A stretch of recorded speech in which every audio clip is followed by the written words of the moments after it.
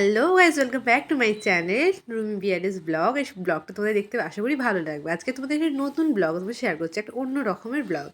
দেখো, আমি এখন মেকআপ আর্টিস্টের কাজ শিখছি, তো ম্যাডামের সাথে চলে গেছি একজনকে সাজানোর জন্য হেল্পিং হ্যান্ড হিসাবে। তো দেখো, সেখানে চলে গেছি, তো তখন ওদের ভাত খাবারটা হয়নি, তো ভাত খাবারের জন্য শাড়িটা আমি প্রথমে পরিয়ে দিয়েছি, চুলগুলো মোটামুটি টুকটাক মানে করে দিয়েছি ভাত খাবারই হওয়ার জন্য।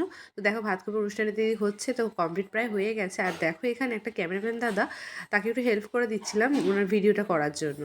উনি খুব সুন্দর ভিডিও নেয়, তো ভিডিওটা করার সাথে সাথে দেখো, আমরা যেহেতু দুপুরবেলা এসে গেছি সাজানোর জন্য, তো জোর করে আমাকে ম্যাডামকে আর ক্যামেরাম্যান দাদাকে খাওয়ার জন্য বলছে। ওরা খুব জোরাজোরি করছে। দেখো, আমরা খেতেও বসে গেছি, আর দেখো খাওয়া কমপ্লিট। আর দেখো, ম্যাডাম এদিকে মুখের যে ফেস মেকআপটা করে দিয়েছে, আর আমি এই যে হেয়ার স্টাইলগুলো করে দিচ্ছি।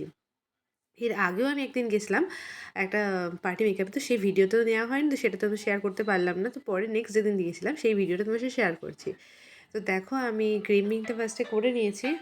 তো দেখো, ম্যাডাম মুখের ফেস মেকআপটা করে দিয়েছে, আর আমি এদিকে লেহেঙ্গাটাকে ঠিকঠাক করে সেট করে দিয়ে আর চুলে ক্রিম্পিংটা করে আর কার্লটা করতে স্টার্ট করে দিয়েছি।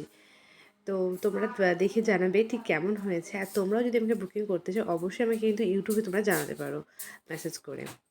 তো দেখো, এই যে হেয়ারটা ডান হয়ে গেছে, তোমাদের দেখাচ্ছি। দেখো কেমন হয়েছে, অবশ্যই কিন্তু আমাকে জানাতে ভুলো না আমার কাজ কেমন হচ্ছে, অবশ্যই জানিও।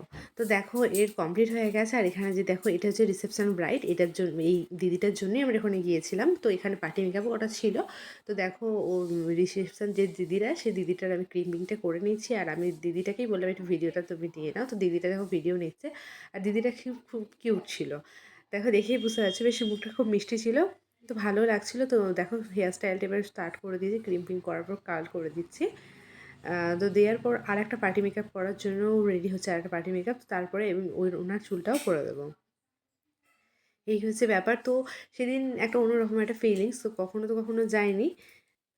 দুপুরবেলাতে ওই যে খাওয়াটা আমার কাছে প্রচণ্ড লজ্জাজনক একটা ব্যাপার ছিল, যে এরকমভাবে কাউকে সাজাতে গিয়ে যে দুপুরবেলা লাঞ্চ করা হচ্ছে ওদের বাড়িতে, তো সেটা খুব খারাপ লাগছিলো, খুব লজ্জা লাগছিলো। তো যাই হোক, কিছু করার নেই, প্রচণ্ড রিকোয়েস্ট করার জন্য খাওয়া দাওয়া করেছি। তো দেখো, এবার হেয়ার স্টাইলটা করছি। তো আমাদের দেখো কাজ কমপ্লিট হয়ে গেছে। তো এবার আমি আর আমার ম্যাডাম বেরিয়ে পড়ছি। এই যে এই লোকেশনটা ছিল দেবপুকুর, ব্যারাকপুরের ভেতরে। তো দেখো, এবার এই যে আমাদের রিসেপশন ব্রাইড বসেও গেছে, কিছু ফটো সেশন হচ্ছে। তো আজকের মতো আমি এখানেই ব্লগটা এন্ড করেছি। কেমন লাগলো জানিও, অবশ্যই তোমাদের পছন্দ হয় আমাকে কিন্তু কমেন্ট করো। বাই।